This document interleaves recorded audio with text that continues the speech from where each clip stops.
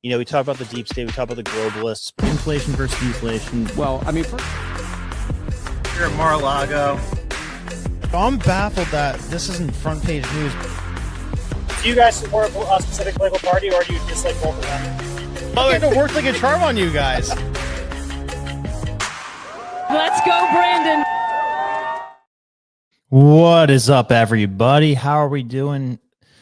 So sorry that I did not make it last night. Last night I was on the PBD podcast with Mike Benz and Nicholas Ferraria. And then this morning, I was lucky enough to be on the Home Team PBD podcast. So that was super cool, super thankful for that opportunity. I don't know if you guys got a chance to see that today, but that was very cool. We're getting there. We're doing bigger and bigger things every day. But man, this news cycle does not let up. So Trump literally, I think, found a way to pay off the national debt. Like, this idea he came out with, freaking brilliant. So simple, but brilliant. I'm going to show you a clip here from what he said that he plans to do. But like, this is literally a $35 trillion plan. And it's feasible. The math checks out on it. So let me just find this real quick. How is everybody doing tonight? All right, I'm going to play this on X because it is not in my saved videos. Just hang tight for 1 second, and here we go. Trump's $35 trillion plan. Selling a gold card. You have a green card. This is a gold card. We're going to be putting a price on that card of about $5 million, and that's going to give you green card privileges plus. It's going to be a route to citizenship, and wealthy people will be coming into our country by buying this card. They'll be wealthy, and they'll be successful, and they'll be spending a lot of money and paying a lot of taxes and employing a lot of people. And we think it's going to be extremely successful. Never been done before, anything like this, but it's something that we're going to be putting out over the next, would you say 2 weeks, Howard? Do you want to say a couple of words about it? Sure. President, Wait a minute. requirements for that Hang on a gold sec. card? Do you have to invest a certain amount of money in this country in order to qualify for that gold card? Yeah, exactly. So the EB-5 program was really, you lend some money, but it was full of nonsense, make-believe and fraud. And it was a way to get a green card that was low priced. So the president said, rather than having this sort of ridiculous EB-5 program, we're going to end the EB-5 program. We're going to replace it with the Trump Gold Card, which is really a green card gold. So they'll be able to pay $5 million to the U.S. government. They'll have to go through vetting, of course. We're going to make sure they're wonderful, world-class global citizens. They can come to America. The president can give them a green card, and they can invest in America, and we can use that money to reduce our deficit. Why do we give out lotteries of green cards? Why do we give out EB-5 for green cards? The President of the United States understands that the right answer is, why don't we eliminate the deficit of the United States of America instead? Mm-hmm. The gold card, well, millions, but the gold card will bring in with it people that create jobs, very high level people. I think companies will pay to get people in. For instance, you today graduate from the Wharton School of Finance or Harvard or Stanford or any college, and nobody knows if you can even go to work for a company. So Apple and all these companies that want to get people to be working for them will be able to buy a card, and for the people that are number one in their class at top schools, I see that as one of the things. But generally speaking, it'll be people with money and people that create jobs, and they won't have to pay any tax on income outside of the United States, which they're not paying right now. They're not citizens, but they'll have to pay if they create jobs in the United States. They'll pay full taxes like everybody else. So you're getting big taxpayers, big job producers, and we'll be able to sell maybe 1 million of these cards, maybe more than that. And if you add up the numbers, they're pretty good. As an example, 1 million cards would be worth $5 trillion. $5 trillion. Wow. And if you sell 10 million of the cards, that's a total of $50 trillion. Ah! We have 35 trillion in debt. That'd be nice. So we'll see. But it could be great. Maybe it will be fantastic. We have it all worked out from the legal standpoint. It's totally legal to do. Hasn't been done before. It's been done in many different forms. We give them away. Why should we give them away? We shouldn't give them away. No. And I think it's something very exciting. I think it's potentially just something that we're all very excited. So this makes sense on every possible front. I mean, you might say to yourself, well, come on. I mean, how many people are there outside the United States that aren't citizens that could pay $5 million? Well, I looked this up. There's actually over 30 million people who are multimillionaires that are not U.S. citizens, right? So like he says there, 1 million people, if they were to buy this, that'd be $5 trillion. 10 people buy this, 50 trillion. So you need 7 million people to buy this in order to pay off the entire debt of the United States, right? So think about it. Like we already had 10 million people come in here for free across the border unaccounted for. So imagine getting 10 million high net worth people here who are going to invest in the country, create jobs, increase the GDP. Like this is insane. I mean, it ends up creating a whole another question, potential series of problems, because I'm very interested to see what happens if we actually do try to pay down the U.S. debt, because counterintuitively, if you haven't heard before, to pay off debt is actually the destruction of money. So some weird things can happen if we start paying down the U.S. debt or any debt, because when debt's created, that's money that did not otherwise exist. So it expands the economy. So when you pay off debt, that removes money from the economy. So we don't really know what that looks like if you suddenly just take $35 trillion out of the economy. Think about it. Every one of those loans went to something, right? And when you go to the bank, you deposit your money. That's a liability for the bank. First thing the bank does when it receives your money is it rushes out the door, and as fast as they can, they lend your money to somebody else, usually the government, because then it becomes an asset on their balance sheet, right? So that's the weird thing to wrap your head around about banks. But this is an example of like using America like as a commodity instead of like a giant charity. Like use our resources. What is one of our greatest resources? That people want to be here. They want a green card. They want citizenship. So he's not even talking about citizenship here. He's talking about the equivalent of a green card to fast track your way to getting a green card. So if they were to factor in citizenship, like he said they need Congress for that, they can make it 10 million. So then like this could make us insanely freaking rich. Such a good idea. I'm like blown away by this. I wonder who thought of this. I mean, when he says something that he hasn't mentioned before, it makes me think that somebody kind of whispered it in his ear, and he's like, oh yeah, that's a good idea. Let's run with that. Because he's had just way too many good ideas lately for it to be all coming from him. I'd be so impressed if it was all from him. But anyway, while we're on the topic of Trump, something that I have to kind of call him out a little bit for, he is talking about putting pressure on pharma companies to pretty much produce their products onshore instead of offshore. So that's, it's important from a national security standpoint, from a domestic stability standpoint, to be able to produce our own medicine here. Yeah, but he's thinking that this will bring down the prices of medicine, which, like, I don't know if he knows this or not, but like, I don't think a lot of people know this, but the primary problem, we talked about this the other night. So the way to bring down drug prices is to get rid of the crazy ass backwards system we have with the pharmaceutical patents.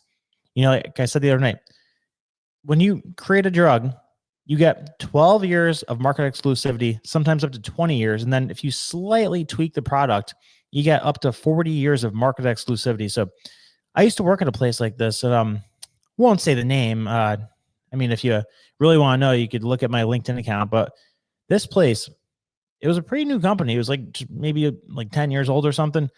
Start working there.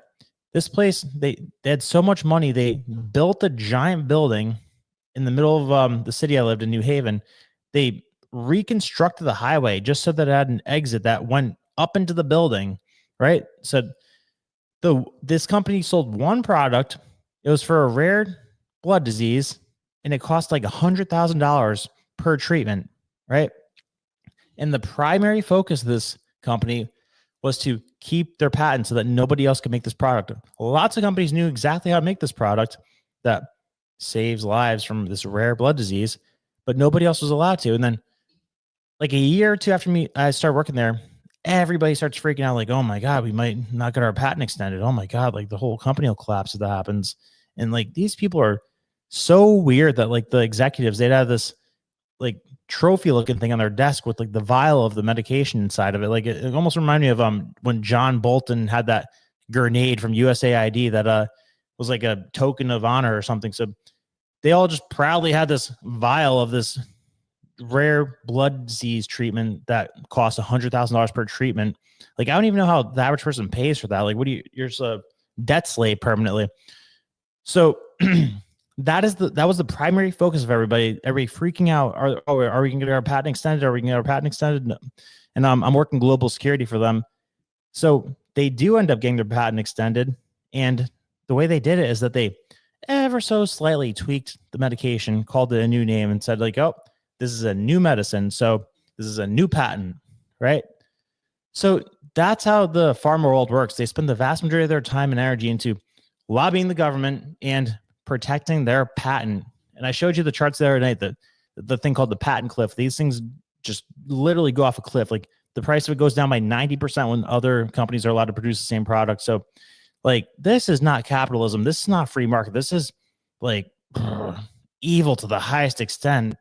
Yeah, give a company market exclusivity, a monopoly, like a cartel, and they could just put the price of literally whatever they want for things that people, it's a life and death situation. Like, it is madness. And I never hear people talk about this.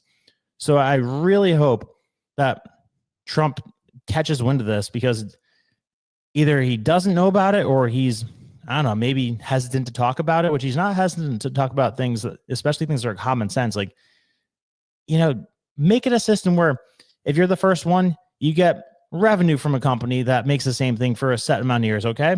Like you can't have one company being the company that controls the market for a rare illness disease. Like you got, like everybody talks about, what is it? For the diabetes, insulin, they're talking about price caps. Oh, we let's lift the price caps up. Let's put price caps on it. Insulin would be like 50 cents if more companies were allowed to create. There's one company that's allowed to create insulin, right? Everybody knows how to make it, but one company has the rights to make it. That's crazy. That's crazy. So that should not be the case. You got this situation for blood diseases, cancer, you name it. Every single serious illness has this situation going on with it. And it's the sole reason that pharma is so big and powerful. So I urge Trump to look into that. I mean, yeah, great. Have the companies start building onshore. We need that one across the board. But first and foremost, stop this patent madness. So that's my position on that. We got to talk about this Diddy lawyer thing. So you saw Diddy's lawyer just randomly quit the other day. I don't know if it was a coincidence or not that it was the same day that Kash Patel becomes FBI director. But this dude's lawyer, he represented Osama bin Laden. So like, what the hell did you see? I mean, I sort of asked that rhetorically, where like, what the hell did you see? What's Diddy doing that is a lawyer who represented a terrorist that crashed into the World Trade Center, or that was responsible for that he quits when he has a history of representing people like that? Like, lawyers don't quit. You know, like lawyers, they proudly represent mobsters, murderers, serial killers, terrorists, you name it, the drug dealers. What the hell is Diddy doing? Does Diddy have in his closet that this guy just got freaked out to the point where he quit? Like, we're just in speculation mode about this right now. I haven't done a deep dive on it because I've been doing a million things, but something to definitely keep an eye on. And speaking of the FBI, this turd, James Comey, you remember this guy. You remember James Comey. He is officially being investigated by the current FBI. So Let's reminisce for a minute. If you don't remember who James Comey is, let's play a clip of James Comey right now. We must.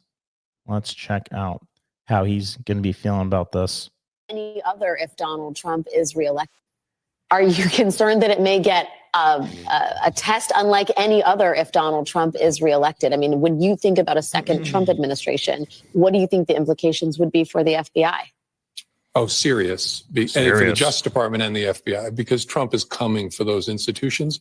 He knows their power, and I think he has regrets that he didn't work hard enough to corrupt them last time. So he's coming for them, and that's a danger for all Americans. He's going to put people in positions in those organizations.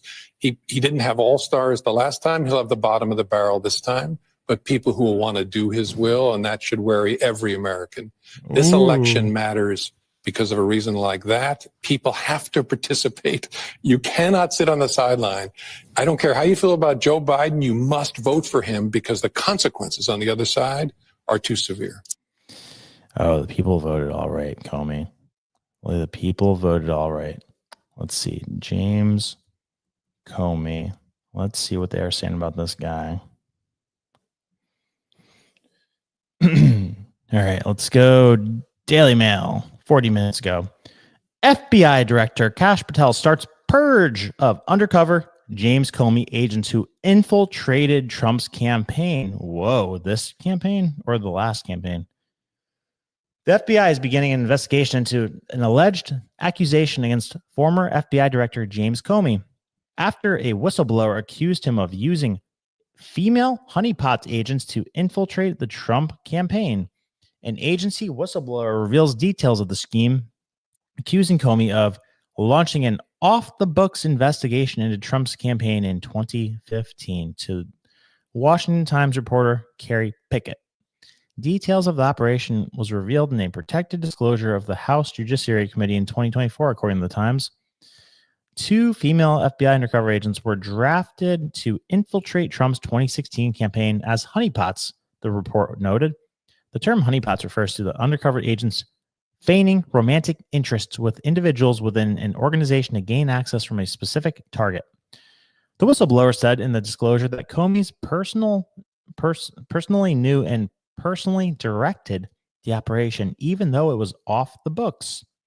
Comey was assisted by then Deputy Director Dave Bowditch and Paul Abbott, according to the disclosures. And the undercover agents allegedly targeted campaign advisor George Papadopoulos, who was the focus of Comey's early efforts to scrutinize the Trump operation. The FBI declined to comment when contacted by dailymail.com about the story. The news suggests that Patel will pursue investigations of past officials who targeted Trump within the FBI, even though he indicated he had no interest in doing so during his Senate confirmation hearings. He said, quote, "I have no interest, no desire, and will not, if confirmed, go backwards," Patel said during his Senate Judiciary Committee confirmation hearing. There will be no politicization at the FBI. There will be no retributive actions taken. Oh, well done, Kash. Well done. Trump famously fired Comey in May 2017, deriding the FBI's director as a showboat and a grandstander after he briefed the president about unverified salacious allegations in the infamous Steele dossier. The former FBI director was still on Trump's mind during the 2024 campaign, even though he would not seek to investigate him. He was a bad guy, not capable guy, evil guy, evil guy. Trump said during a Fox News interview in June when asked whether he would pursue revenge if elected president, "Bad guy, I fired him." Quote, "My revenge will be success. I meant that," Trump continued. "But it's awfully hard when you see what they've done. These people are so evil." They are indeed, Trump. They are indeed. I don't know about you, but I am so excited that these people are finally getting what they have coming to them. Now, speaking of the FBI, I'm going to go in a direction you're not expecting here. So, you saw Dan Bongino. He got elected as deputy FBI director. I freaking love that. I mean, of course, but I think, it's an easy, there's nothing to say. It's flawless. I love it. You love when you have a guy who you agree with what he's saying the vast majority of the time. You wish that he was in charge when you're listening to him on the radio, and you're watching the madness that was happening over the last 4 years. And then even during Trump's first campaign or Trump's first presidency, like you're seeing the rats operating around him, and you're like, wow, I wish somebody who was actually on Trump's side of things was in there, and that they are now. So let's see. Let's check out one of these posts quick. Now I'm going to take this in a direction you're not expecting, because Bongino going to the FBI, that's not the interesting aspect of this. It's the exciting aspect of this, but there's a angle that I'm going to take that you might not see coming. So let's see. Wall Street Journal says Dan Bongino called the FBI irredeemably corrupt. Now he'll help run it. Late Sunday, a group representing thousands of FBI agents told its members it was optimistic about the agency's future, in part because its new director, Kash Patel, had assured the group it would choose a deputy from among their ranks. Within an hour, President Trump blew up that promise. The number 2 at the Federal Bureau of Investigation would instead be Dan Bongino, a former Secret Service agent who had never worked at the FBI, and from his perch as a right-wing commentator has described the agency as irredeemably corrupt. Yeah, they are. Quote, the FBI is lost. It's broken, Bongino said in 2022 on his Fox News show after agents had searched Trump's Mar-a-Lago home and removed more than 100 classified documents. It's way past time to clean the FBI house up, he said. They have burned every last shred of faith and trust in the freedom-loving Americans had in it. The role of deputy director had always gone to a career agent. Bongino's selection underscores how Trump has moved to control a law enforcement agency that had, in recent decades, taken pride in its independence from the White House. Trump has said that the Bureau... They're trying to frame this as if it had independence from the White House over the last 4 years. Wall Street Journal, what are you doing? Trump has said that the Bureau unfairly targeted him with years of federal investigations, which led to 2 now defunct indictments against him. Bongino has embraced and amplified that view. Quote, it wasn't law enforcement, it was tyranny, Bongino has said on his TV show talking about the Mar-a-Lago investigation. As deputy, Bongino will run the day-to-day operations of the Bureau's 38,000 employees, making calls on everything from operations to personnel and budgets, and frequently briefing the White House and congressional officials. I freaking love this. Trump picked Bongino for a deputy role last week, according to 2 people familiar with the matter. The unusual choice drew strong partisan reactions. Posting on X, Senator Roger Marshall said Bongino was an excellent choice to help run the FBI, its core mission of protecting the American people, while Senator Adam Schiff described Bongino as another loyalist who won't say no to any immoral, unethical acts. Yeah, okay, Schiff. You're the most immoral, unethical creature that is he the most? He's up there. He's in the top tier of immoral, unethical creatures. Bongino, 50 years old, said that on his podcast that Trump called him while he was watching television on Sunday night to offer him the job. Quote, we're going to reestablish faith in this institution, Bongino said Monday as podcast, The Dan Bongino Show. Trump said Bongino would give up the show to serve. That's what we're going to get into in a second. Bongino worked as a New York Police Department officer for several years in the 1990s before joining the Secret Service, where he served on the details of former President George W. Bush and Barack Obama. He left the agency in 2011 and went on to lose 3 congressional races, 2 in Maryland and 1 in Florida.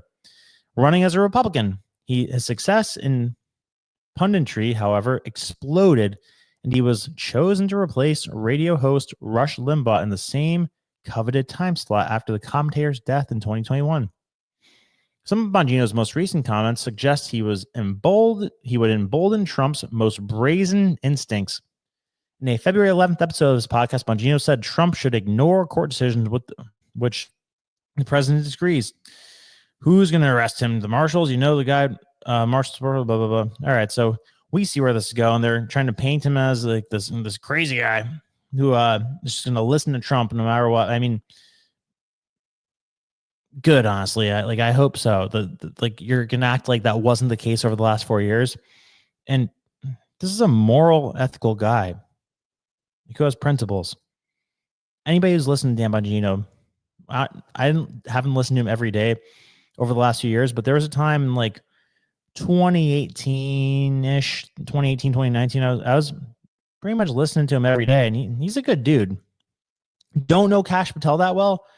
I think of Kash Patel as like the sort of equivalent of Matt Gaetz, like not the whole scandal side, but like what Matt Gaetz would have done as Attorney General. And I love that. I'm still kind of bummed out that Matt Gaetz is not Attorney General. I mean, with all his alleged, I don't know, scandalous things aside, I think Matt Gaetz would have been more savage than Pam Bondi, but she's okay. But we need loyal savages right now to extract these creatures from the swamp. So the direction that I'm going to go with this is that I think this is very, very detrimental to Rumble. Because let's see if I downloaded these charts. I got to renew the Statista account, but let me pull these charts up quick. I'm going to show you some Rumble charts, and I wonder what the future is for Rumble. That's what I'm wondering right now. Because Bongino was the guy at Rumble. There's a few shows, but he was the top dog at Rumble. He goes getting 100,000 live viewers every day. That's wild. Where is this thing? Here we go. All right. We are in business. Let me see if I can pull this up, hopefully. Here we go. Bear with me. This is going to be... Here we go. Yes. It's going to let me do it. Sweet. Perfect. And perfect. All right. Here we go. So this is Rumble's most popular streamers during 2024. All right. Let's see. And boom. All right. So most popular streamers and live content creators on Rumble worldwide as of second quarter 2024 by average viewers. So you got Bongino. This is 49. So it's pretty much doubled since then. It says 49,000 viewers live on average at this time. From what I saw, he was getting 100,000 live every day, as recent as a couple weeks ago or this past week. Power Slap number 2, Steven Crowder's up there. Phil Galetsky 2.0 is up there. And then it's a big drop off. So this is a serious chunk to lose. You're just losing all of that right there. And here is what Rumble's monthly active users look like. So you're going to see a big slowdown in growth right here in this chart. So it goes from top to bottom. Top is Q3 2020. And then obviously the most recent one is Q2 2024. So seismic jump from Q3 2020 to Q4 2020. That's when we had a lot of censorship. COVID was going on. So there was a real demand for something like this. And then it gets another big spike in Q3 2022, because that's when censorship was really, really getting crazy. But what do you notice here? After Q4, that's right around the time that Elon started getting things going with X, because the acquisition happened in October that year. He starts rearranging things, gets the software updated, gets the policies in place right about the end of the year. And look at that, almost cut in half from Q4 2022 to Q1 2023. Right? And then pretty much kind of floats at that same pace. So they're going to lose the biggest show on the network now? And by the way, I freaking love Rumble and love what they're doing. It was so badly needed. But the problem is that they were the only game in town in terms of a zero censorship platform. And then Elon comes along and blesses us with X. And then that puts pressure on everybody else to roll back the censorship a bit. So you started off with something that was the only place you could post anything you want. And now it's a less user-friendly version of YouTube. Because, I don't know, are a lot of people still getting strikes on YouTube and getting kicked off YouTube? It happens, but not nearly as much. And I think they're very hesitant to do that now because of, it's X is getting better every day. They're implementing the functions that YouTube has every day, getting closer and closer. X is so much faster than YouTube now. So I think YouTube is being very mindful of upsetting its customers and its producers, ultimately the content producers. It doesn't want them to jump ship and go to something like Rumble or X. So I think the best move for Rumble at this point would be a merger with somebody. And maybe it's X. I would say TikTok, but TikTok's bigger than Rumble. So it's not like Rumble could buy TikTok. And then if you're Rumble, you're not going to let TikTok buy you, because then it would have to be ByteDance. And then let's just, like, TikTok has to get out of ByteDance. So they're too small to acquire that. So I think Rumble is in a weird, tough situation right now. Because, yeah, it's just a smaller YouTube. And, there's a lot of this stuff. Like and it's the reason that Elon bought Twitter instead of building his own, because when you're like the first game in town, you have such a big advantage over everybody else. There's a book called Positioning that talks about how the vast majority of the time, the first company to start in an industry is like always has a big portion of the market share. I mean, sometimes that law doesn't apply. With, you got like Yahoo versus Google. Yahoo was first. You got I don't know, what was it? Yeah, I guess you can't even say the Best Buy, Netflix, because that's two different things. But the vast majority of the time, whoever's first dominates that industry. So he went right to the top, got the one who was first with the format that X has. And yeah, Rumble's not first. YouTube was first. So Rumble has done the best. You had all those other ones that I can't even name, but it was like Getter and stuff like that. But none of those took off. Rumble has been giving it a good shot. Like, they've got, like, they have a seat in the White House press office now. They are at all the debates. They always have great seating at the big events. But I don't know. I don't know what the future holds for Rumble. If I were them, I'd be looking for a merger. I gotta say it. Let's see, how's the chat looking? All right. What do we got in here? You got anything crazy in here, guys? Repeat the comments. Your comment was removed. What? Greg. I know Timcast made a deal with Rumble, and I don't think that's a smart idea. Like, I know they're chasing money. I know they aren't as fortunate as Valuetainment is to, have multiple streams of income. But I don't think it was a smart move for them to take the money and go with Rumble, because what a lot of people don't realize is that the value of having a big show on YouTube is pretty much the call to action. It's not like ad revenue. It's not even sponsorships. It's just that, you develop a trustworthy brand, you find a great product to make, and then, you have a basically free promotion or free advertising, right?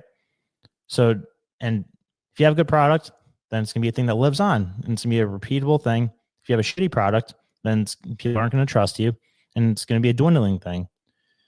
So they are not looking at this in like great big picture. They're looking at it as like a smash and grab type of thing. Like they're, I don't know what their contract was, but the amount of people, like, how many people are on YouTube versus Rumble? Let's see. I know YouTube's like 2 billion total YouTube users. Yeah, 2.5 billion total Rumble users.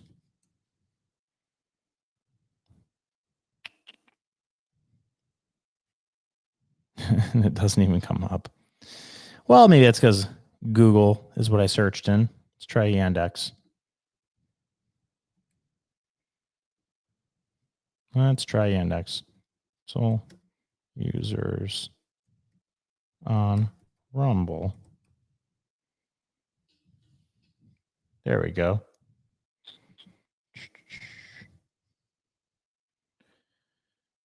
So, what is this? 58 million average monthly users. So that's a weird way to measure it, because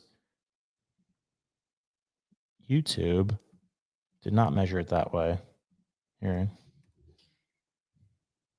All right, so 58 million average monthly users, right?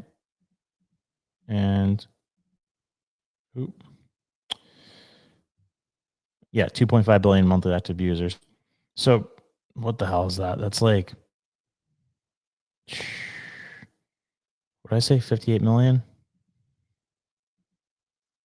Yeah, 58 million. All right, let's I'm not gonna lie, I'm gonna need the calculator for this one. Let's go to Grok. How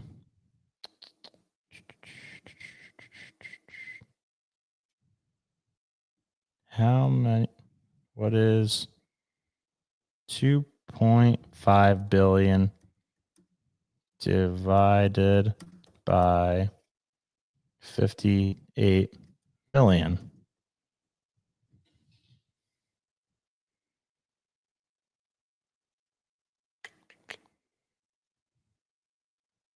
So what is that? 43,000. So YouTube is 43,000 times bigger than Rumble? Yeah. Yeah, Tim, I hope you got a lot. Let's see how much Timcast got. Cast Rumble deal. I hope it was worth it, Tim.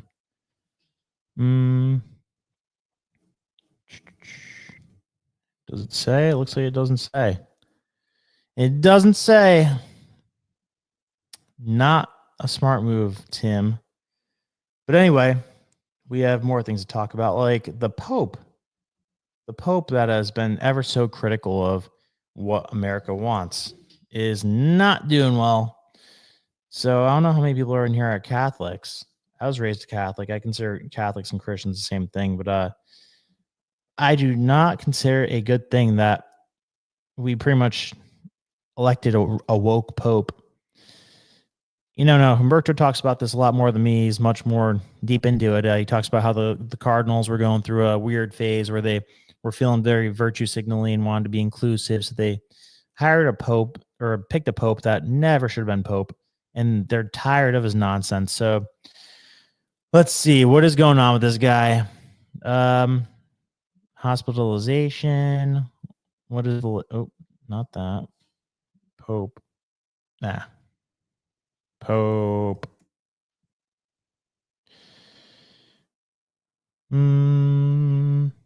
Pope Francis remains in critical but stable condition in hospital, Vatican says. Rome and London. Pope Francis' conditions remain critical but stable. Vatican officials say in a brief update Tuesday, quote, there have been no acute respiratory episodes in hemodynamic parameters continue to be stable. In the evening, he underwent a scheduled CT scan for radiology monitoring of the bilateral pneumonia. The prognosis remains uncertain, the Vatican said Tuesday. The Pope resumed his work activities after receiving the Eucharist. The Pope, well rested all night long, sleeping without interruption, Vatican sources told ABC News. He woke up on Tuesday and continued his usual therapies, the sources said. Francis, 88, has been hospitalized at Rome's Gemelli Hospital since February 14th following a bout of bronchitis. Vatican officials said Sunday he remained in critical condition. Officials said that Monday he had shown a slight improvement. The pontiff, who has led the Catholic Church since 2013, was diagnosed with pneumonia last Tuesday, according to the Vatican, blah, blah, blah. All right, so let's be careful with this one because I know you, like me, you're definitely not a fan of what this guy's been saying lately. Like, I don't even have to go back too far to see him being critical of what is it? JD Vance he was talking trash about. Pope Vance. Ohio's JD Vance rebuked by Pope, denounced by NATO allies, ridiculed for bizarre rant. So this is today. So was the Pope criticizing people and virtue signaling from his hospital bed with his pneumonia? JD Vance recently done Ohio proud these last few weeks, hasn't he? The lapdog. Oh my God, look at how this freaking thing's written. The lapdog vice president, with evidently a lot of time on his hands, has managed to be firmly rebuked by Pope Francis, denounced by outraged NATO allies, and widely ridiculed for his bizarre masculinity rant at a weekend MAGAfest just a month into his tenure. Way to create a buzz acute embarrassment back home. What is wrong with JD? Have the wheels come all the way off? Who's writing this article, by the way? Why does the 40-year-old awkwardly playing VP keep stepping into it stateside and abroad? Is the childless cat lady's charmer acting out as unresolved rage and from a bad place? Oh my God, who is writing this article? Marie-Lou Janak? I gotta look up that broad after. Where were we? Working through some deep-seated anger. Seriously, Vance manifests juvenile cringe not sober. What? This isn't even an article. This is like a freaking opinion piece. As he settles into his nondescript role as an appendage in the Trump-Musk administration, even Trump won't name him as such a slam dunk in the heir apparent.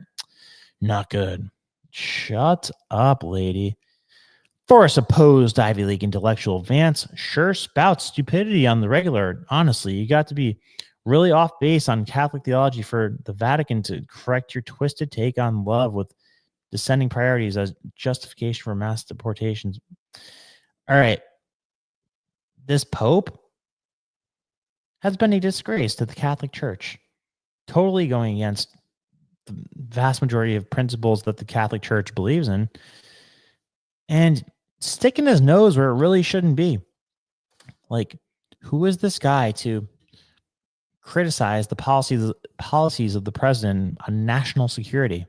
I mean, we know that there's a weird situation where the Vatican has always had a lot of influence over not just the White House, but most countries' leadership. Some weird, deep-rooted power with the Vatican, but at least in the past, they have the decency to be discreet about it. Like, all right, I'll finish my thought on this, and then I gotta show you like the impact this creates. But it will be a good thing to get a new pope that has a more level view of the world than this guy. Like, this guy is pretty much like the AOC of popes, right? He was probably like the most woke cardinal, and they tried to be diverse with him, and they chose a pope from South America when that shouldn't be the case. You should be choosing a pope from Italy. So mistake number one. But I'm not wishing anything bad against the guy, because that would not be the right thing to do. But it will be a good thing when we need a new pope. That's what I'll say. Now, real quick, before we move on, before I show you the result of this, let's look up this crazy person quick, because I've never read an article this biased in my life. This is crazy. Is this a guy or a girl? Yep, there we go. That looks about right. Mallory Jehonic is a veteran Ohio print and broadcast journalist who has covered state and national politics as a longtime newspaper editorial writer and columnist. All right. Do we want to know more about this lady? I don't even care that much, but it's almost like a train wreck where you can't look away. Resume. Where the hell did this chick go? Not even a liberal university. All right. Who cares? She's a psycho. Now, let's look at the result of a crazy pope. This is what happens when you have a unhinged, crazy pope. You get stuff like this going on in church, where it's the last place it should be. Like, we've seen a lot of this over the last few weeks, and it's sickening. Look. Feel bad for them coons in the White House who are in there tap dancing for massa, wearing bow ties, shinning and grinding, laughing like nothing is funny. But I ain't afraid of the spooks that sat at the door. These runaway slaves hiding in the White House gonna throw my picture up thinking that I'm gonna be afraid. I feel... What the hell is that? So he's pretty much calling any black person who supports what Trump is doing an Uncle Tom. So how isn't that racist? And what place does this have in church? When did church become a place for politics? Like church is supposed to be deeper than politics. Church is supposed to be about like morals and ethics. Like when you start getting people advocating for political policy in church, which forces me to ask the question of, there's not a whole lot of oversight of how money gets to churches, and the whole auditing process is non-existent. So I don't know, maybe it's entirely possible that these church pastors who are saying these crazy things, it could be very, very easy to slip them a couple $100,000 to have them start saying these outrageous things that go viral, and everybody say like, oh, so this is how pastors feel. No, it's probably not how pastors feel. It's probably the last remnants of USAID money or NGO money that we haven't even discovered yet. Because guys, there's like $1 trillion worth of this NGO money that's getting shuffled around. So USAID was like 40 to 70 billion. So we're still at the tip of the iceberg of this NGO slush money, influence money that we're discovering. Let's see, what else did I have to show you? What is a good one? There's a lot out here. There's a lot. I think next we should go to. This is tough. Here we go. So this whole thing with this Wisconsin governor introducing the term inseminated person rather than mother, or what was it? Let's see. Here, I got the article right here. And there's a very clear intent behind this. So look at this craziness. Who heard of this so far? So let's see. Do we go back to Yahoo? I don't want to go back to Yahoo after what we just saw, in case crazy lady isn't the one doing it.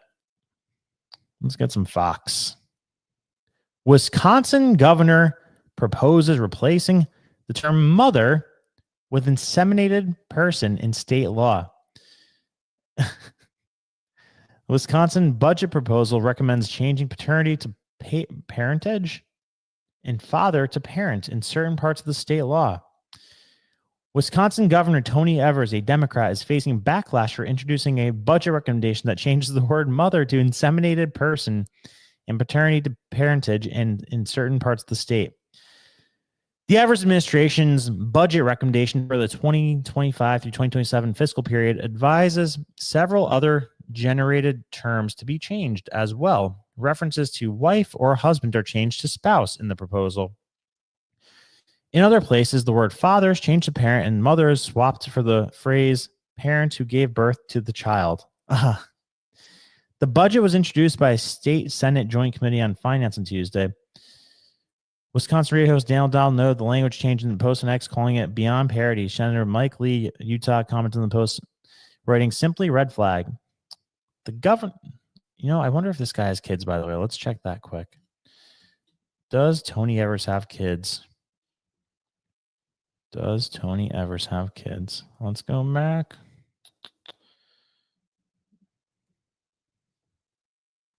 Where is his Wikipedia? Does this guy even have Wikipedia?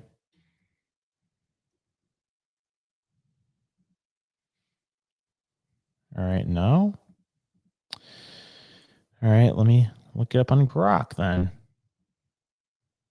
Let me grok it. Grok it. Does Tony Evers have kids? Because if he doesn't, then it's like, oh, I get it. And then if he does, it's like, what are those going to turn out to be? Does governor have kids? Yes, Governor Tony Evers. Yes, Governor Tony Evers has 3 adult children with his wife, Kathy, and their names are Aaron, Nick, and Katie. All 3 graduates of public schools. Additionally, Tony and Kathy have 9 grandchildren. All right, so weird. The Republican Governors Association issued a statement in response to the language changes. Evers, quote, latest left-wing push is offensive to mothers, RGA Executive Director Sarah Craig said in a statement, being a mother's greatest privilege, and I will have in my lifetime, and every mother I know feels the same. if Evers can reduce motherhood to an inseminated person, then our society is lost. And that is exactly what they want. This is called demoralization of society. You know, I talk about the birth rate all the time on here.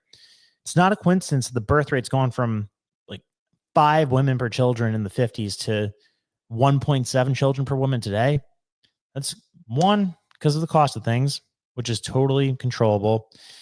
Trump said something great before, by the way, that I'm very excited about. Well, I'll hit that in a second. But money, yeah, that's one thing. But the cultural view of this, whole other side of it, like to try to bring down the sacred word of mother, or like the special word of mother, to inseminated person, like that's not like a serious thing that somebody would actually think is a good idea. That's a like straight overt way to try to, I guess, water down the term or like take the specialness out of it. Like they don't want you to feel like that's a special sacred thing. They want you to feel like it's a burden. Like think about how that makes you feel, how it makes you sound. You're inseminated versus you're a mother. You're inseminated. Mother. Inseminated. You're a mother. Like 2 different worlds. One almost like makes you like not want to be called that. And one, like probably the best feeling a woman could ever feel is to be called a mother. So we've been seeing this a lot the last couple of years. There was another one where they started trying to replace the term vagina with frontal, you know. So like I mean, like the fact that they think this is going to like convert more people to their side. And Scott Jennings said a couple of weeks ago that Trump keeps taking the 80% side on 80-20 issues. Like at the very best for the Dems, this is an 80-20 issue. This might be like a 90-10 issue or a 95-5 issue. Like what show me the chick out there who is excited by the idea of like, yeah, I want to be called an inseminated person if I get pregnant and have a kid. Like screw the term mother. I want to be an inseminated person because that makes me feel special. Huh? Like this is to simplify, this is an attempt to demoralize society and slow the population rate. But gets much less momentum now than it had been over the last 5, 6, 7, 8, 9, 10 years.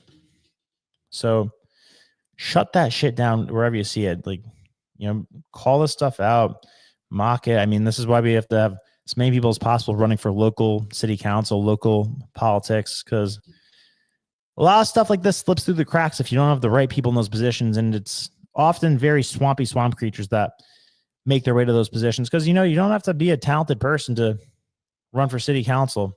You just need a couple $1,000s and a couple thousand people to vote for you. And then you just kind of cruise. But yeah, have a good amount of influence. But we need better people to run for these positions to strike stuff like this down with the force of God. Because like we got them on their back heels now. They're trying to fling mud at the movement, but not happening.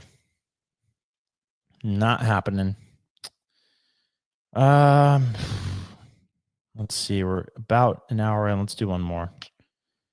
And then I'm gonna wrap it up.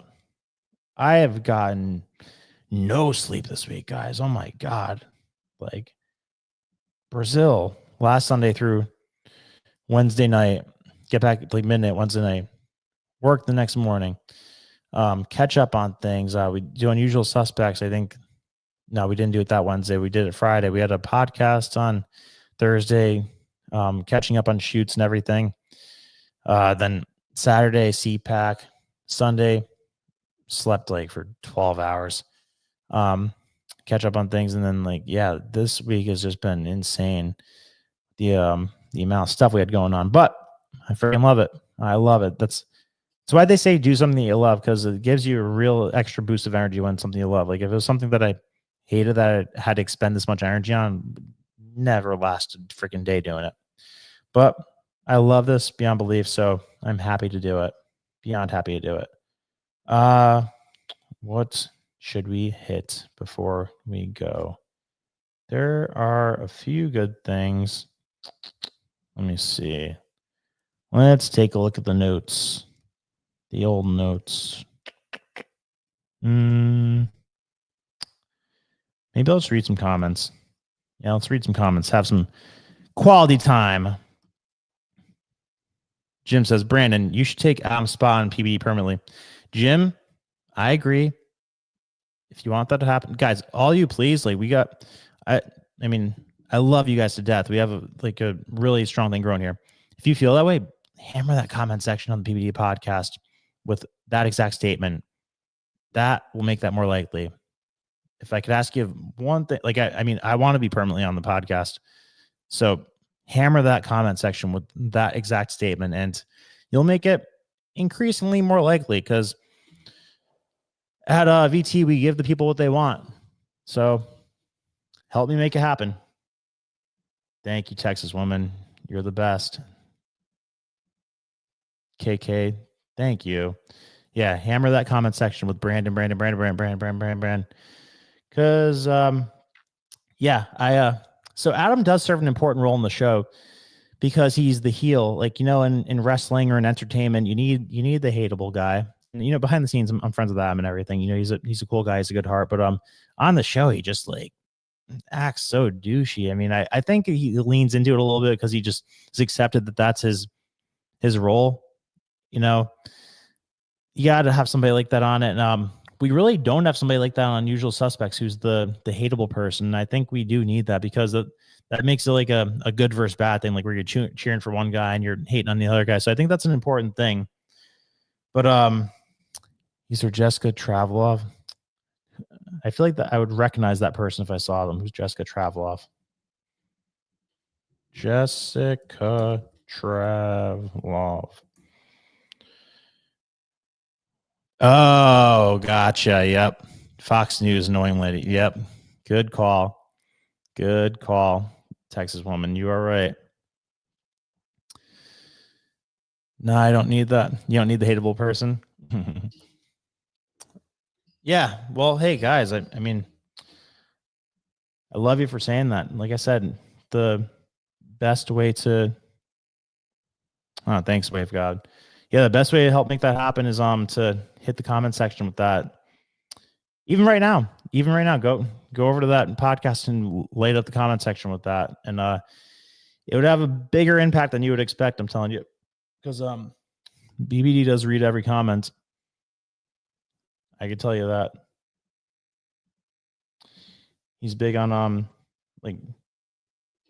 getting feedback from the people. So we'll see. I'm just gonna keep improving, giving it my all, and we'll see what happens. One more hour. Let's I'll keep reading comments and we'll see how it goes. Cause I'll go longer for you, Texas woman. How about this? How about throw some topics into the comment section that you want to talk about, and we'll see if we could get some momentum on them. Because you guys know how it is. Like if I get my mind prompted by something, we could go another extra 20, 30, 40, 50 minutes. It's like Rockefeller and Rothschild playing chess with we are the pawns. Yep. That is for sure. Like what the Rockefellers did to the medical system, what the Rothschilds did to the Federal Reserve, or did with the Federal Reserve. Haven't been able to work on that freaking episode for a good amount of days now, and it's driving me crazy. But I'm gonna say if I don't have it out by March 4th, then let's see, what's something that I could do to as a punishment. I will let Humberto slap me in the face as hard as he can if I do not have this part 6 out by March 4th. How's that? Is that fair? Lucifer, Master of Confusion and Lies. It's Sick and Sadistic. Yeah, about the birthing person. Late for tonight's live, but did you talk about Epstein list at all, and what do you think it might come out? So we did talk about that a bit on the PBD podcast, and how it's a bit concerning that we had all these promises, like the JFK stuff is declassified, but we haven't really heard or seen anything about it yet. Kash Patel couldn't stop talking about releasing the Epstein Black Book. He's been in, he was confirmed, like 5 days ago now, maybe more. So it's concerning for sure to like that we haven't seen any of that stuff yet. And by the way, I was saying this on PBD podcast today because Adam, of course, was trying to like, oh guys, come on, like what's the rush? Like, we're like give him a second. Like, no, Adam, we're not gonna give him a second because with the way that the news cycle moves today, you have to keep the pressure on. Like if you let off the pressure for 1 second, they're like, oh good, they forgot about it. Like, why haven't we heard more about the Trump assassination attempt? Like when Trump's the one in freaking office. That one's weird. And he said they were gonna look into it. Question: who is secret hand who helped Trump win office? Oh, I have said this before. I think that the MVP, the hidden hand that helped Trump win office is the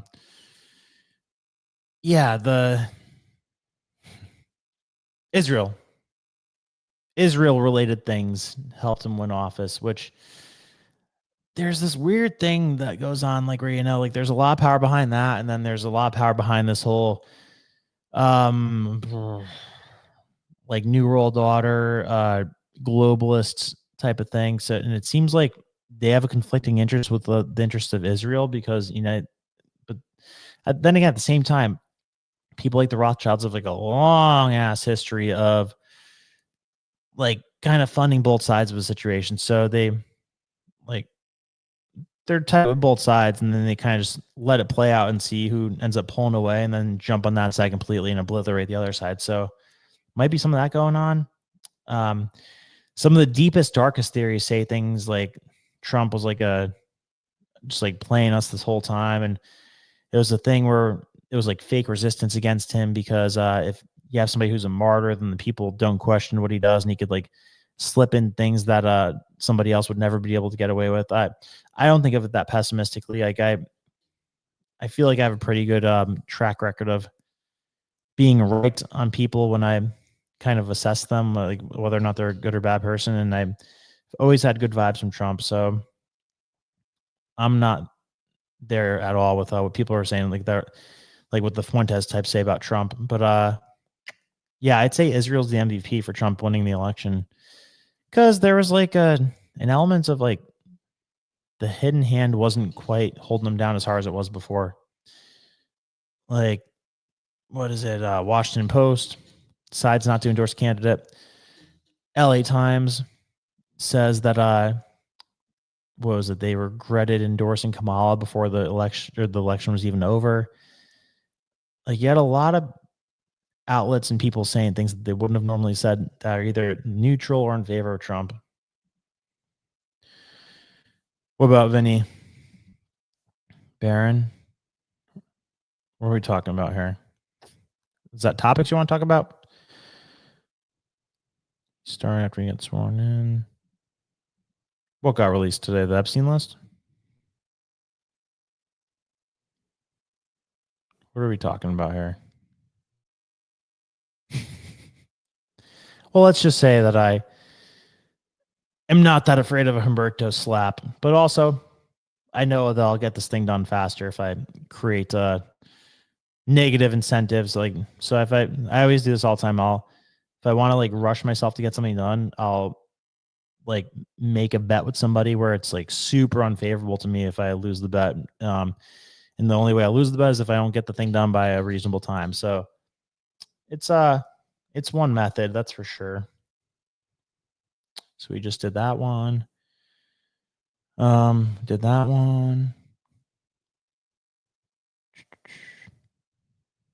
The Doge people are fracturing. What's up with that? What do you mean, KK?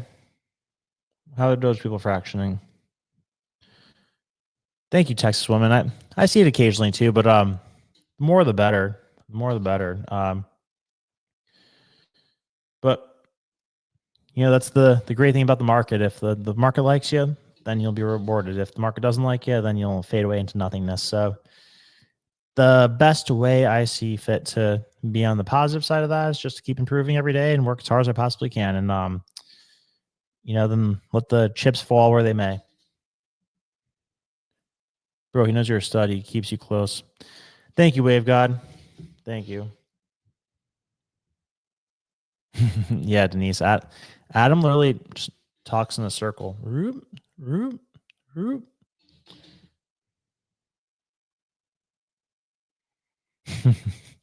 Honestly, no, I don't think he is. I mean, it's totally true.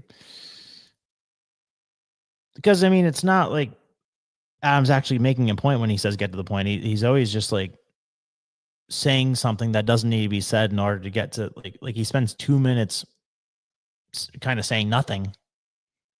Maybe one day we'll do an analysis of like a breakdown of what point Adam's trying to make and like what the topic is and like how he kind of derails the entire show.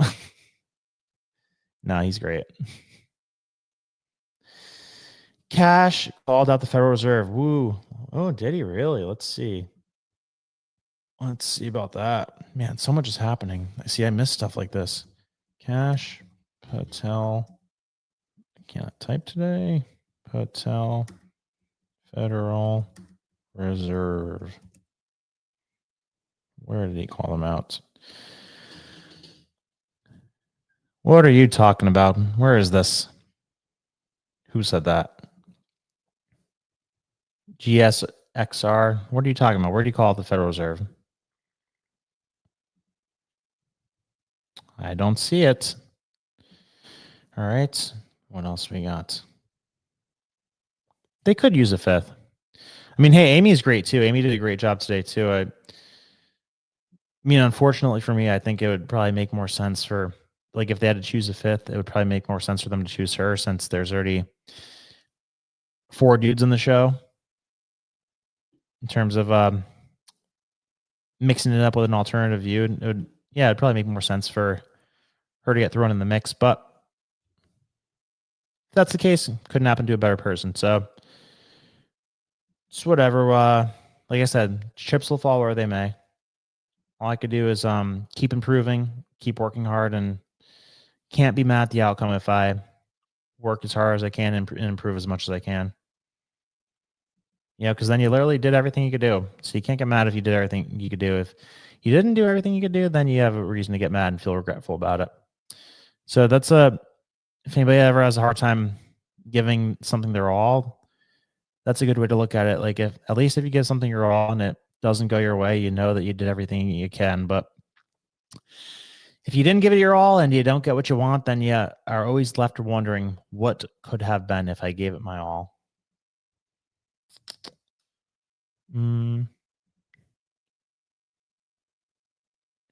Honestly, you keep going. You got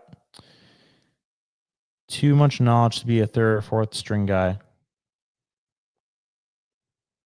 Yeah, but I mean, it's one of the biggest shows out there. Or it's probably the biggest live audience on YouTube consistently. So I mean,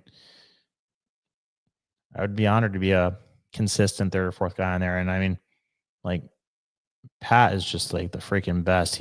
Pat's so talented. I mean, I would be honored to be. And then Tom's insanely smart. Tom could literally, like, you could imagine say you had a random what is it, like those machines with like the balls in them where they come out with a number. Imagine you have one of those machines and you had like a topic on each ball and it's just like any possible topic in the world. You could just roll that thing, have any topic come out and like say like, what do you know about tulips and pelicans? And like he'll somehow have like some really interesting, really insightful thing to say about each random topic. Like he has that level of knowledge about everything. And obviously, especially with the important stuff that we care a lot about. So Tom's freaking like indispensable. He's so valuable, like in terms of like being a professional and like that's like a true all-star team. Adam, but I mean then Vinny's like the most charismatic person there is out there. So I'd be honored to be like what you call like a fourth string guy on that.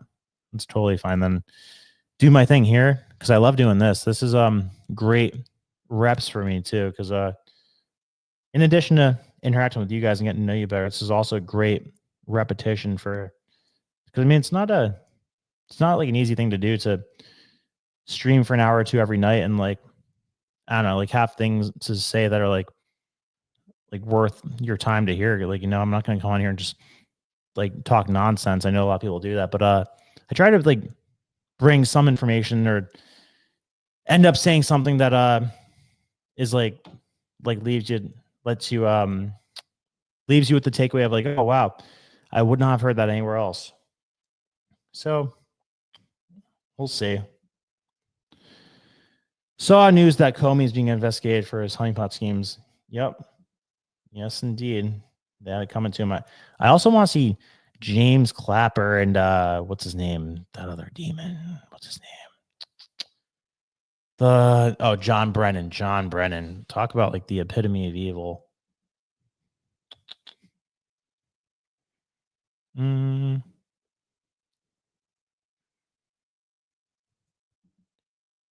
Who are you asking? Who reads a lot?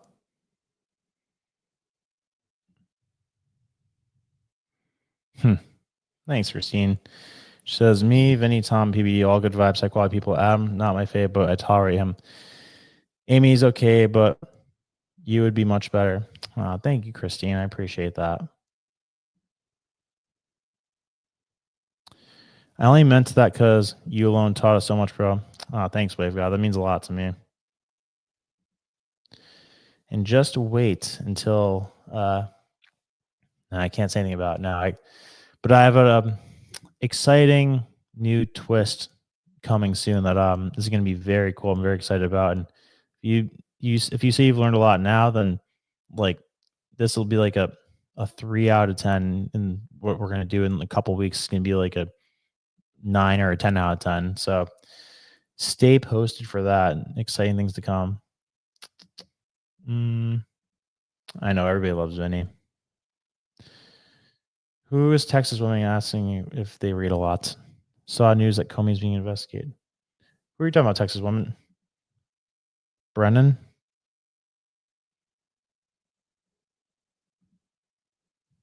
You're asking if Brennan reads a lot?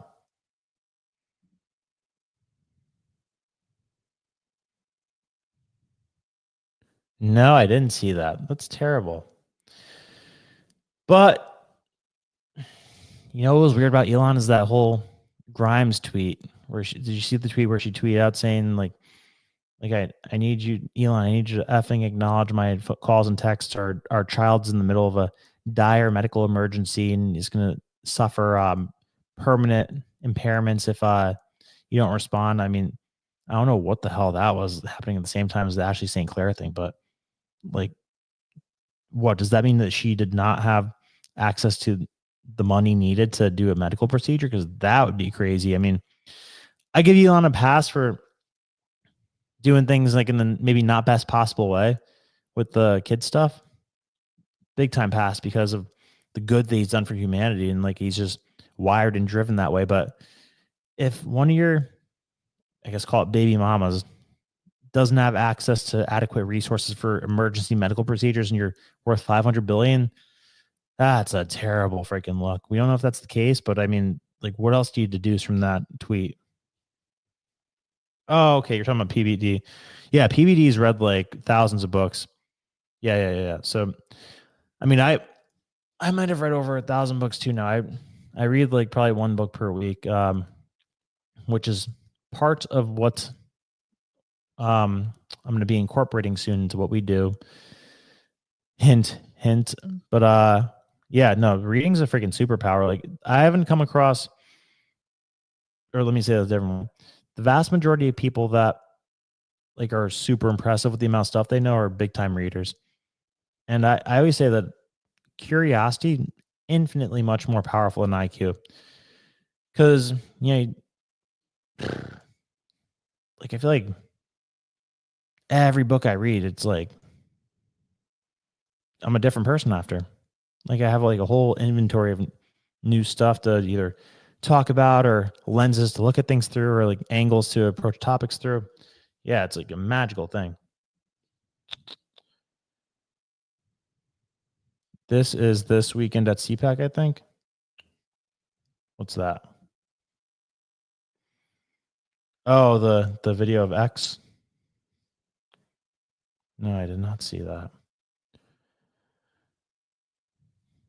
Yeah, so I would say the two things that make him super knowledgeable is one, reading a lot, but he also has like off the charts street smarts because of just one, growing up in a really rough situation until age 10. And like imagine that growing up in Iran during the revolution, like the stuff that you see and stuff that you hear, like once you got here, like it, I'm sure it's very low stress situations compared to what you're dealing with there. Like, so that's, you're imprinted with that. Then kind of just grow up in a tough situation.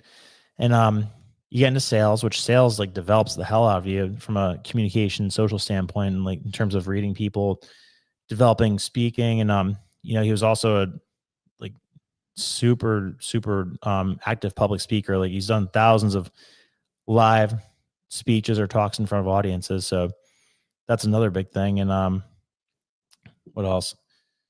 Like building businesses for the last 20 years. So like think of like employees trying to rip you off, business rivals trying to rip you off, the legal things like lawyer stuff, lawsuits, this and that. So like you develop like a real sense of being able to negotiate people and see bullshit and sniff out bullshit. So I'd say a combination of like being an obsessive reader and like being in all these like really like tough social situations that like really develop your sixth sense or your street smarts. And think of all the people he's interviewed too, like all the genius people that he's interviewed. Like even go to the mobsters. Like you have to be a smart dude to be a successful mobster, like Michael Francis and like Tony Robbins. Then on like the whole psychology side of it, like every impressive person, the vast majority of impressive people in the world, he's had a deep conversation with. So yeah, multiple things. But it's like the freaking craziest thing. It's like it's the honor of my life to have him as a mentor. So like it hasn't even been 2 years. I literally got here in to Valuetainment March 2023. Was selling solar panels door to door a few weeks prior to that, and got so sick of it and annoyed with it and like felt like I was just doing nothing. I'm like, like I will do freaking anything to get to this place and start doing something I want to do. And man, it's crazy the way the whole thing played out. Crazy. Absolutely crazy. Let's see. All right, I'll look up this video, Denise. By the way, was Elon high at CPAC?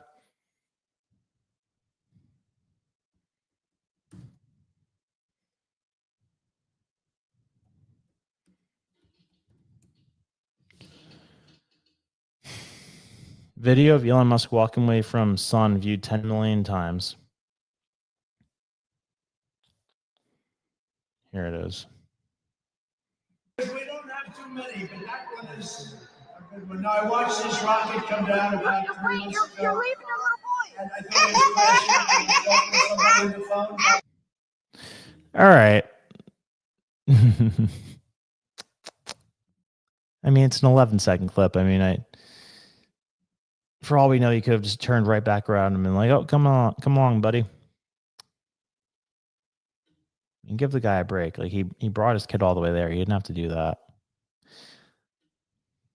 So look at this Newsweek quote. Definitely not a candidate for Father of the Year. Whoa, whatever.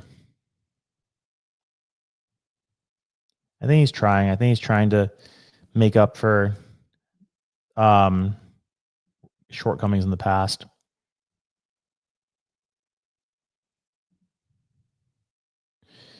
Yeah, sales kind of sucks the soul out of you. I mean, the commission aspect of it's nice. Like I've never liked to do something where you're kind of just capped at what you make, because I like to be able to know that more energy, more effort could lead to more income, more success. But yeah, I don't love sales that much either. There's some aspects of that I like because it's like a challenge and it's really rewarding if you make it happen. But yeah, definitely not something I wanted to do long term. No, they don't, Allison. They do not ever learn. Richard Grove has the greatest book collection of history that pinpoints all the money is named after. All the money is a man named Richard Grove. Brandon, yes. Brandon, you want first editions? Richard Grove is the one. He will help you. All right. Let me screenshot this so I can get some Richard Grove. So his entire collection, you're saying? What are you saying? Sorry for spamming. Oh, you're good, bro. This thing moves fast sometimes. I might not have seen it. At the inauguration, Elon was being weird. He was standing by Barron's name spot when Zuckerberg experienced Boobgate. You know what else is weird is that oh man, shouldn't even say this, but Kai Trump in the video she posts, like she's always saying how Elon's texted her. Probably innocent, but maybe he's just being nice. Maybe he's just being nice. Leo Zagami said the next pope would be black probably 10 years ago.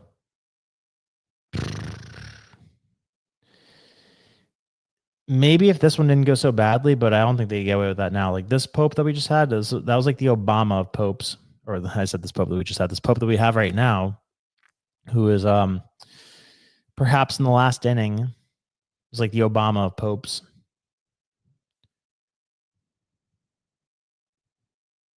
Oh, he did turn around. Yeah, okay. That's what I thought. Like, sorry. I mean, like, there's security and cameras everywhere. Like, it's not like he's in the freaking woods or like on the subway. I mean, come on, guys.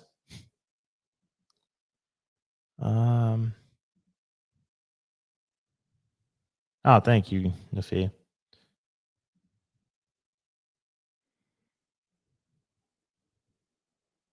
Yeah, no. PBD is the man. It is. I mean, like, can't think of too many people in the world that I have more respect for than PBD. Genuinely. Frank, what's up?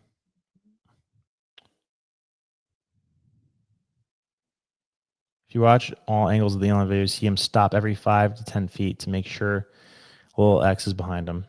Yeah, he seems like he cares about the kid. The way I read the way he is with X, especially bringing him around a lot lately, I think he regrets not spending a lot of time with his first several kids.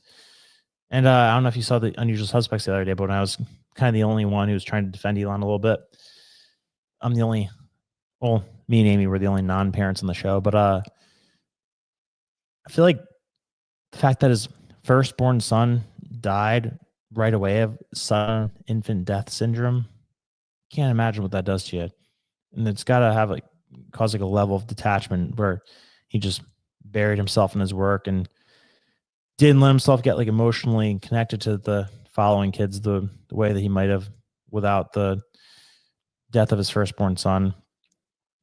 But I mean, I don't know. I can't imagine something like that. But I think he regrets that. I think the fact that he's with X so much now shows that. Oh, have I read Jekyll Island, Texas Woman? I've read that so many times, and I'm rereading it right now via audio because of the episode that I'm doing for episode 6 of the Federal Reserve.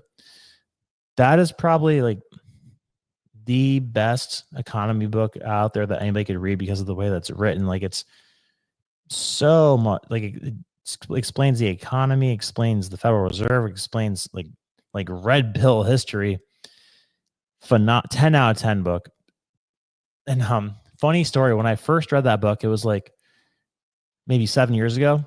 Like that book will freak you out if you go into it like with an innocence about you. Like a quarter of the way through that book, I'm getting in my car, rushing to the bank, taking out as much money as I possibly can and going to buy gold with it. Like texting my parents and my friends like, get your money out of the bank. Like it's all going to fall apart. Go buy gold. And yeah, so that'll have that kind of an impact on you, which is probably not the wrong opinion, but at the time I did it, like I told you guys before, I piled into gold at a time where, I dipped the toe into the crypto at a time where, if I'd done it the other way, I'd definitely be sitting on a couple mil. But you live and you learn. If I had been sitting on a couple mil, I wouldn't have desperately tried to get to valuetainment and do what I'm doing now. And I, like you could make a couple mil anytime, but you can't like build the relationships and like be at a special place like that and that easily. So I don't regret anything. Everything happens for a reason. Where are we at?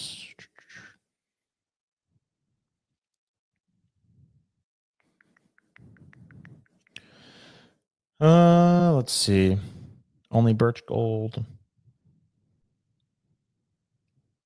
Went from being a millionaire to going up against the Rockefellers, I believe, whoever it was, made him become a famous historian.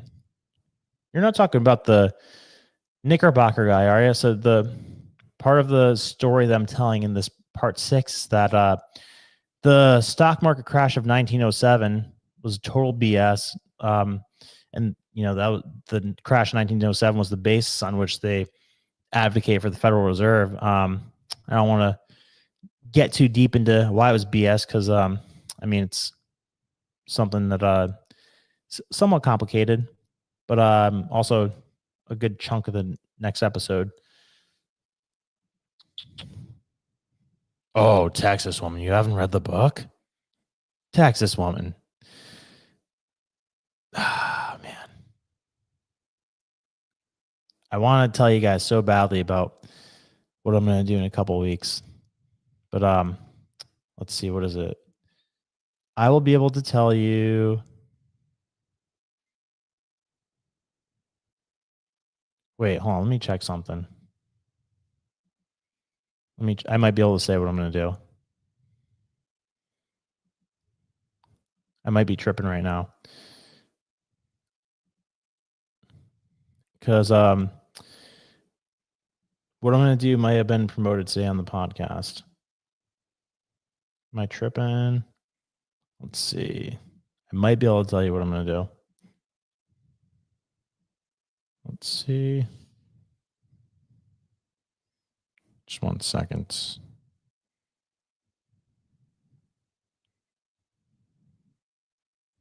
All right. Okay. Yeah, so it was said on the thing. So today, Pat talked about the circles economy. So let me just make sure about this. We're almost there.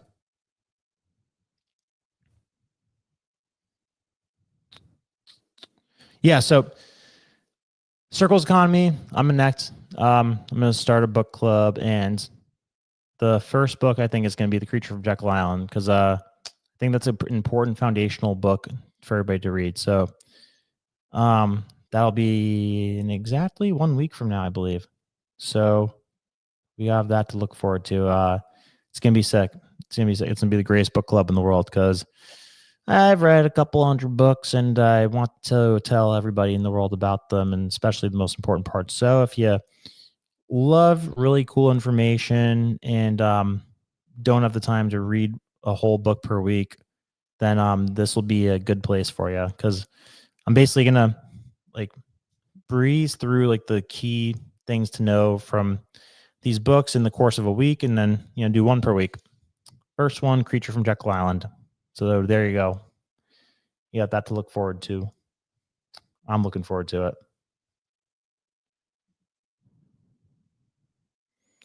Yeah, no, prepping's not crazy at all. I feel you, Texas Woman. I respect it. I recommend if you want to try, because I don't ever physically read. I always do audio. Because you can multitask when you're doing audio. brim of my hat says the future looks bright. It's a VT hat.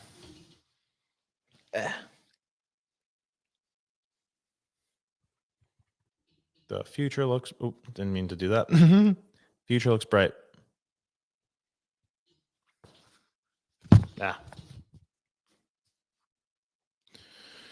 All right, closing in on 1:30. What else we got? All right. Yes, we will. Yes, we will, and it'll be freaking awesome.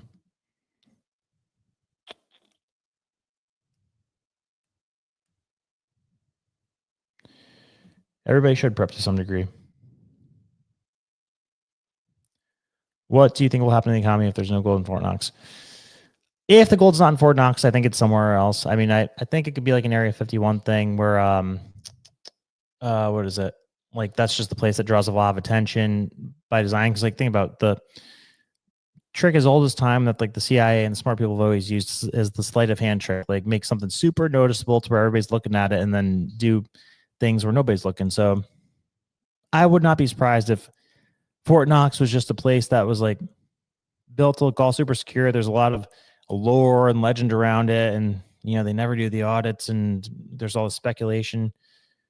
I wouldn't be surprised if the entire purpose of it was to draw attention as, like, the main hub for gold. Like, if they say half the gold that we have is kept there, I don't know why they would do that. I don't think they would do that. I think that it would be smart. Like, if I was the one putting these things together, I'd say, like, hey, let's build this fortress that's, like, seems impenetrable, and, like, build this lore and legend around it, and let's, like, not even keep anything there. So let's just draw all the attention to that. But the question is, what would happen to the economy if we did not have as much gold as we say? I think we do have a ton of gold, because there's a reason that we got off the gold standard in the 70s, because the rest of the world was trying to reclaim their gold. Like, dollars were interchangeable with gold at the time. We were inflating the dollar, and we weren't being honest about the gold price. So countries started calling BS, and then Nixon's like, whoa. Yeah, I don't know about that. We're going to suspend the gold standard. And then it was a permanent suspension. So I think we have a ton of gold. I think that there's some really interesting stuff happening behind the scenes where there's a lot of gold buying by governments and central banks right now. If you didn't see Tucker Carlson's interview with Luke Gromen yesterday, Luke Gromen's one of my favorite finance guys. He's so smart. Really got me up to speed with, like, where I am today with economics. He has a theory about what Trump is doing with, or what he thinks Trump might be doing with gold. So talk about this all the time.